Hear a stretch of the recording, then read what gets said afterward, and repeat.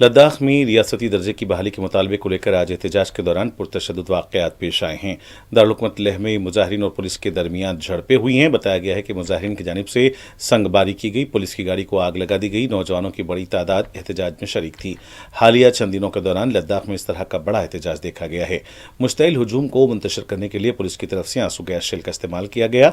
वाज़ेह है कि लद्दाख के रियासती दर्जे की बहाली के लिए 10 सितंबर से 15 लोग भूख हड़ताल भी कर रहे हैं।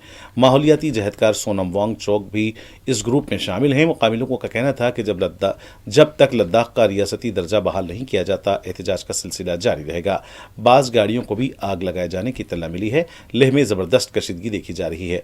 पुलिस के ज़ायद दस्तों को तलब कर लिया गया है।